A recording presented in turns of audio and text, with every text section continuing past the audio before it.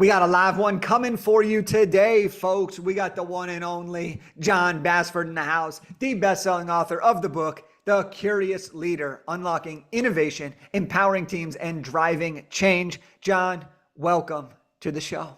Thank you for having me, Jake. Of course, man. I'm excited for this conversation because I remember when we talked before you committed to working with us, and now we're here. Your book's out. Everything's out. Let's dig into it, okay?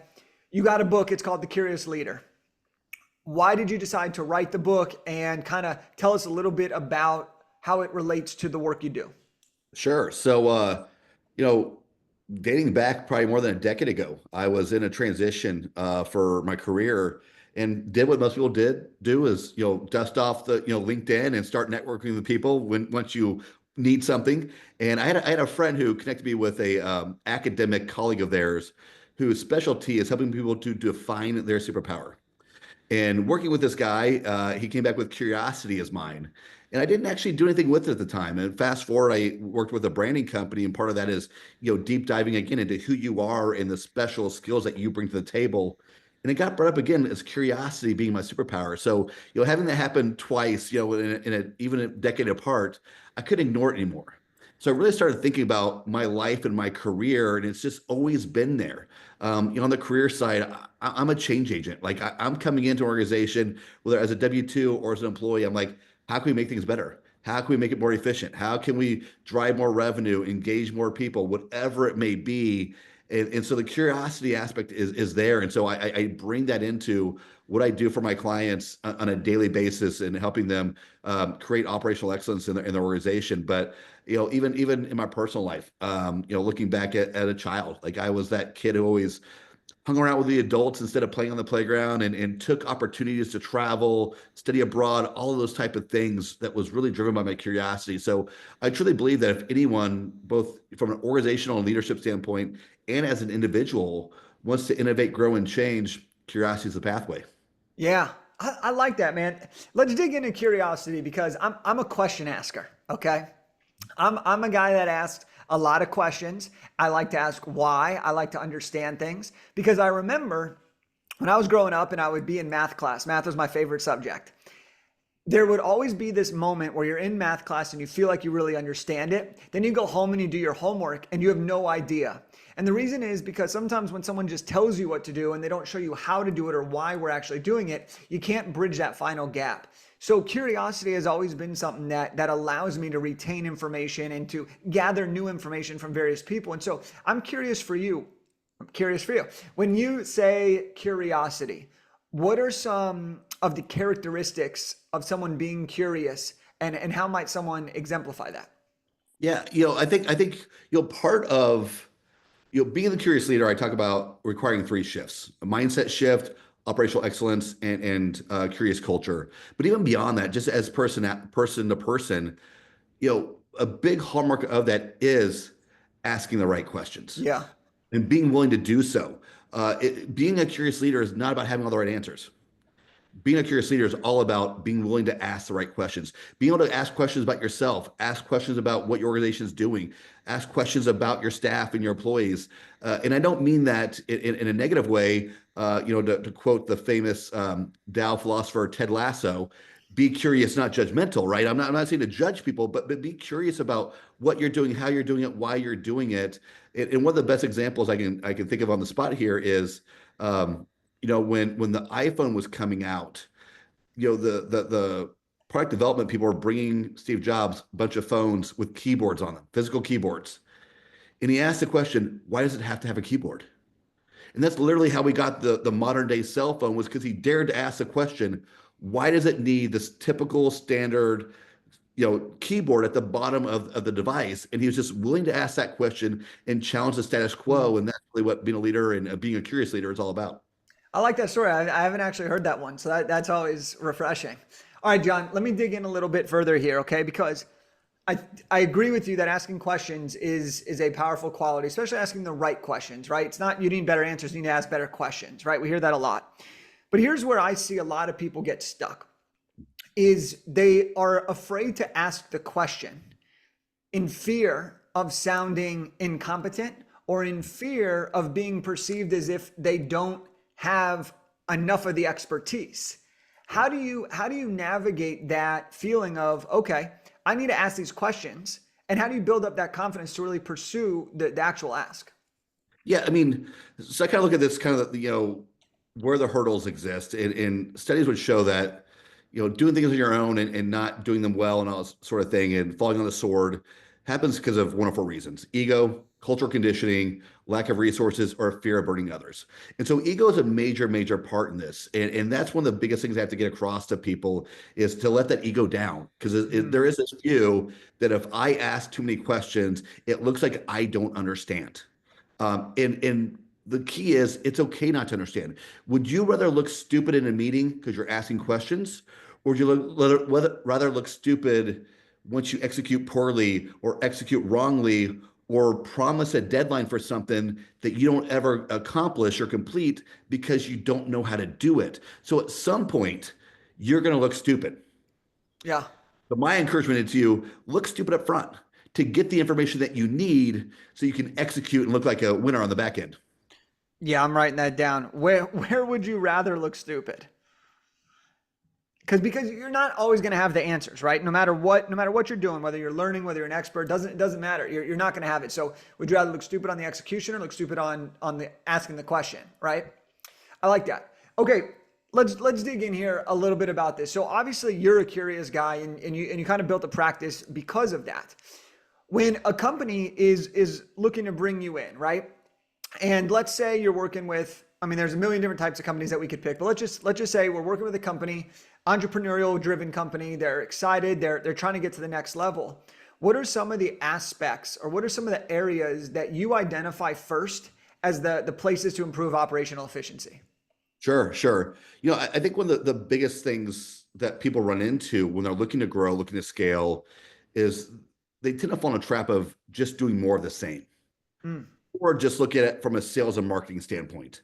And they don't ever come to an understanding of where your organization is operationally. And so we actually come in and do an audit of your operations because we're looking at your decision making alignment. Are your executives aligned in how they see the organization and how they're making decisions? Is your team able to adapt and change to the ways you need it to? Looking at the strength and maturity of your operations of your marketing, your sales, your accounting, your HR. Because if you're spending too much time in one area that you don't need to, it's taking away time and money from another area. So it's important not just to look at sales and marketing, but the entire aspects of your operations. And then also, as you mentioned, the efficiency of it. Are things operating as streamlined and efficient as possible to save time, to save money, to save resources, all the while make sure you're not losing any compliance? So we're actually coming in and we're doing a deep dive into all of that in a very short amount of time to truly give the organization a snapshot of where they are currently, factually, mm. unbiased, as opposed to where people think they are or where they want to be. Yeah. I mean, I feel like from all my experience of building my own businesses and having a ton of friends who have built businesses, there's always a difference between where we as the founders or the CEOs think we are and then where we actually are once we actually get the feedback from the team or from the employees or from the outside perspective. The goal is to get those as closely aligned as possible, right? But oftentimes there are gaps, and the bigger you have an organization, the more gaps there are because you can't communicate with every person or micromanage every little detail. So if you were to give somebody one piece of advice who's running their own company or building their own company, and maybe they're, either just beginning their own business, or maybe they're a CEO of a company with 50 employees and $20 million in revenue, regardless. What is one thing that somebody who's listening to this episode could immediately ask or implement for their own business following the show? Yeah, yeah, I think, I often say that unless you are the lead singer of a one-person band, you got to bring your team along with you. And because as a leader, you can't know everything. Your hands, if you're operating an efficient, effective organization, your hand cannot be in everything. At a certain point, you have to trust people, right? You have to let go of the reins. And so that's one aspect of it. The other aspect of it is every person in your organization, including the CEO down to the janitor, have a different perspective of how that organization is run. Yep. We're not siloed anymore. We're not on a factory line just doing one task 300 times a day. We're all intermingled and connected and collaborating in different ways. And so that's where the curious culture comes into play of creating this environment where every employee is your eyes and ears of not just finding, things that need to be improved because things are wrong, but finding better ways to do it. So creating this culture, it stems from the concept of psychological safety, of making an environment where people feel Mhm. comfortable to speak up and speak out and, Sure. and express their ideas. That's really what you need, probably more than anything, is to get that data from your employees from these different perspectives. It takes a little time to build that rapport with them, but that can go a long, long way in not just changing currently, but sustaining that growth and change long term. Yeah, yeah, makes sense. Let's talk about the book. All right, this is exciting. Got a great cover of the book, The Curious Leader. Everyone go grab a copy. You got some goods in there. You got some good stuff there. Talk to me a little bit about the process. Did it go the way you expected? Did things change? What was the process like for you in terms of getting the book completed?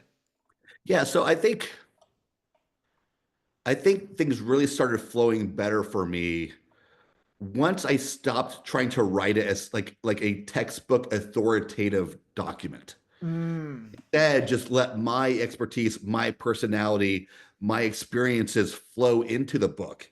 I was trying to avoid like my thoughts and my experience and my, and was trying to like, this is the way things should be. This is the way things are. Let go of that. Let go of how things should be, and truly, once I just embrace the fact that like, this book is about my experiences and my views, and it's okay to say that. It yeah, doesn't make it any less true by saying these are my views or my experiences than just using third party pronouns or whatever it may be in the process, right? So really embrace the fact that when you're writing a book, it is yours. It's your story. It's your message. It's your expertise that's coming through, and that really made a big change for me. The other thing in writing this book, and obviously I kind of have lived the curious leader mentality operationally throughout my career, but writing this book, it does help you or make you sit down and analyze the thoughts and views you've had in a very different way. yeah. And one thing that came out for me was, even though I've always understood mindset, operational excellence, and curious culture, even if not defined that way, what really came light to me is how now I cannot talk about one without intermingling with the other two. They're really all so connected in how they have to work together in order to truly be accurate. And that was one big piece that came out of the book as well for me. I like that. I like that. Do you find that you obviously are an expert? You know your stuff well. I mean, anybody who's listening to this can tell you clearly know what it is that you're talking about, right? My question stems from that though, and it's you obviously know what you're talking about, but you when you write the book, you often find yourself getting to a new level of understanding.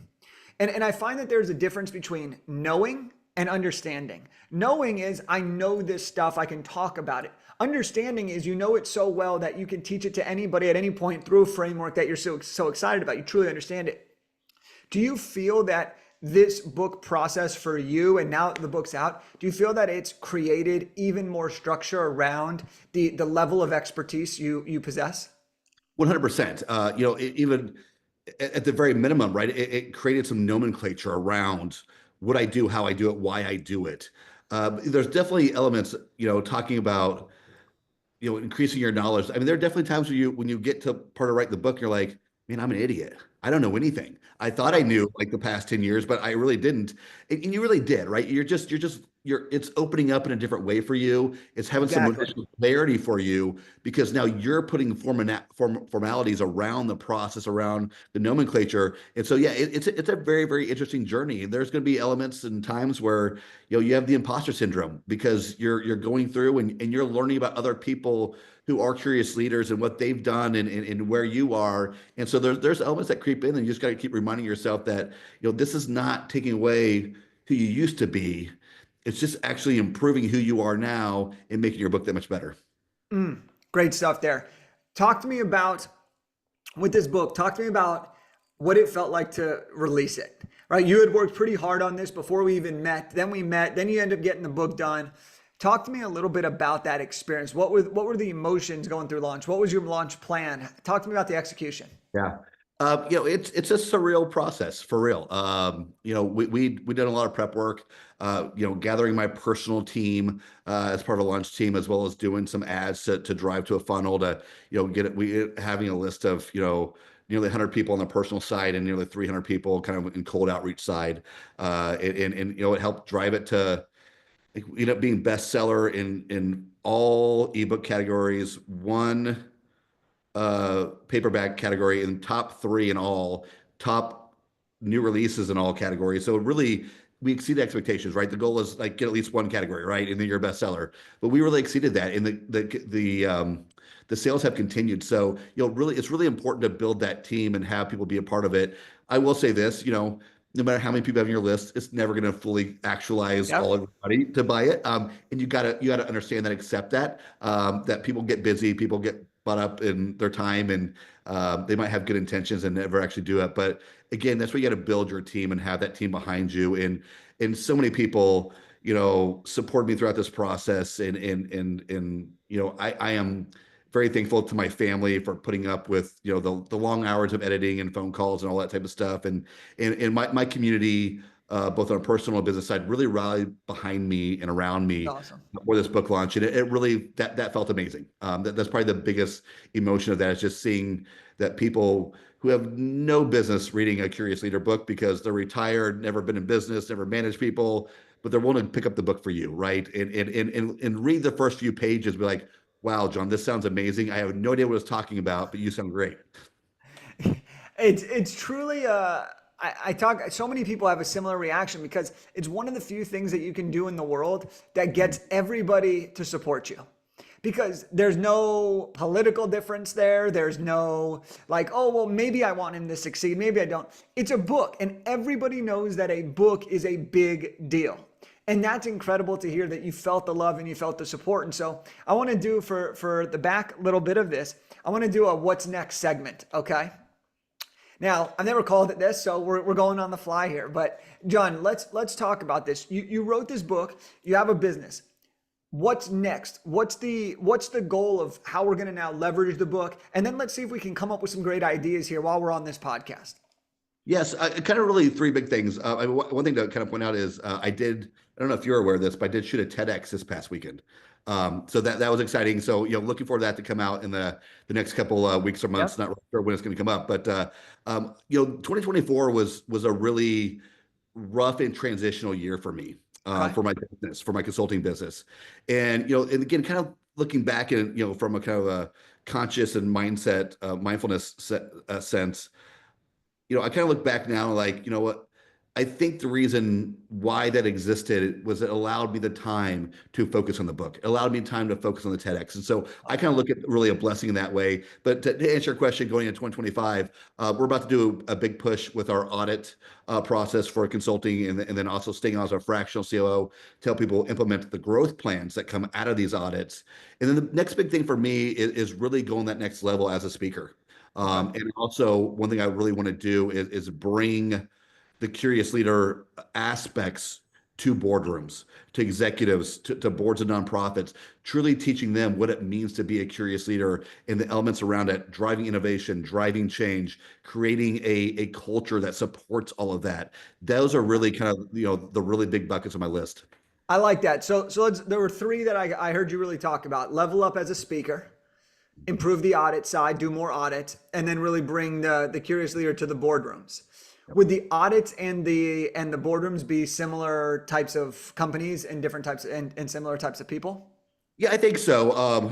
Small to medium-sized businesses is normally what we focus on. Also, some nonprofits associations as well, because I have a background in that. But the workshops could probably be a little bigger beyond that, Yeah, and work with some teams individually. good. Mid management of some bigger companies, that sort of thing. But usually, for the most part, probably roughly around the same demographic. Awesome. Are you open to a couple ideas and thoughts that I have that have worked for myself and other clients that may be good to add to the arsenal? Would love to hear it. Okay. a few of the things, I mean, I love what you're trying to do. The book is The Curious Leader. You want to speak about the curious leader to the audiences that could then hire you to do your audits, your workshops. I mean, this is how a book can be very, very advantageous, right? Because it goes one to the next. Now, knowing that you have this incredible book, there's a few things that I'm going to just go off the dome, and I'd be happy to dig in deeper to any of them. But one of them is find every conference that has your perfect audience at, and see if you can get your book into the swag bags. Swag bags is one of the greatest, especially the VIP swag bags. What I have found is that if I can get my books into the VIP swag bags, and if I can even be there in attendance, that's better. But even if not, you put a little note card in the book when you ship them out to the host, and now you have a way to not only collect data, but a personalized way to get in touch with people who are right in your alley, and then you can follow up. So that's one idea that works really well.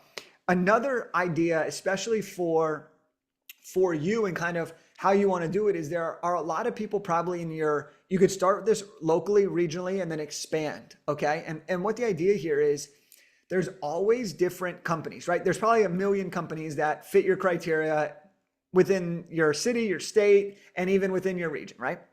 So one of the things that has been working, especially for people doing the corporate audience, is you go to the head of HR, or you go to someone in the C-suite that you meet once or that you reach out to. And instead of trying to pitch yourself, you offer to buy the department that you want to work with lunch for a day.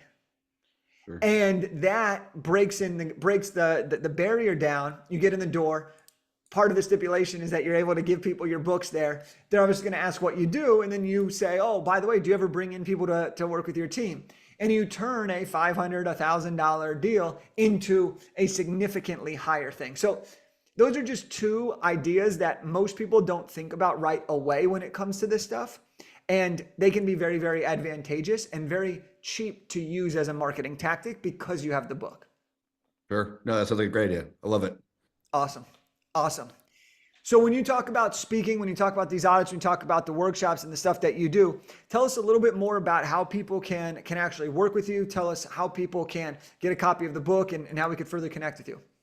Sure. So one of the quickest ways to connect with you right now is we're doing a special offer where if you text chapter, the word chapter, to the number 33777, you'll get put in our list to receive a PDF of the first chapter of the book. Nice. Obviously, from there we can, happy to engage with you other ways. My consulting website is think-lateral.com, and then my personal brand website is John Bassford, Bassford.com. Those are also great ways to reach out to me if we can be of any help. Always happy to jump on a quick initial consult and talk about your organization's needs and see if we're a good fit to help you, whether consulting, speaking, workshops, whatever it may be, and just happy to have a conversation. Nice. I love it. And we'll get that all linked up here as well. And so before we kind of wrap this up, I want to know this. You got a lot of knowledge. You got the book, you got the speaking, you got the workshops, you got it all laid out. What's the one piece of advice, and we talked a little bit about this earlier, but what's the one piece of advice you would like to leave somebody with who's thinking about becoming more curious, or someone who's thinking about doing something that is different than the way they normally do things? What's one piece of advice that you would give them to help them level up and be confident in doing so? I think something that I don't even know really talk about as a whole in the book, but something I thought of from our conversation is, I think a lot of times, let me rephrase that. So there's two types of curiosity, right? There's the thinking, the asking the questions and looking beyond your current situations. Then there's the taking the step towards it, which is a wholly other commitment, right? Yep. And so I think a lot of people sometimes will have the notion, I want to be a public speaker, I want to write a book, I want a career change, but they don't take the necessary curious step of action towards it. So my main piece of advice is trust yourself, trust your desires, and take those steps sooner. That's great. That's great to finish on, because that leads me to my challenge here for everyone that's listening, John, and that's this. John's a guy, from this interview, I gathered that you're obviously very curious, but you're also very empowering. right? And you understand what people need and where they need it. And so my challenge to everyone that's listening to here, if you enjoyed this, obviously go grab a copy of John's book, right? Like that's going to be the best thing that you could do. But the other thing that the challenge that I would have for you today is ask one question that you normally wouldn't ask. And that can be just the first step. That can just be to your partner when they get home from work. Ask a question that you don't always ask. Ask them something different than you normally ask. Or maybe it's call somebody up that you haven't talked to and just ask them a unique question. That's the challenge is get curious, whether it's with a friend, whether it's a colleague, or whether it's with your partner. Just ask a question today. That's the challenge that I got for you. John, this has been a pleasure. I appreciate your expertise, your knowledge, and everything that you created with The Curious Leader. So thank you for coming on the show. Thank you for having me, and thank you and your team for making, the whole book posting process seamless and easy. I mean, it's not easy, but you guys make it easier, and I appreciate your support along the way. Awesome. Thanks, John. And for everyone, I hope you enjoyed this, and we'll see you next time.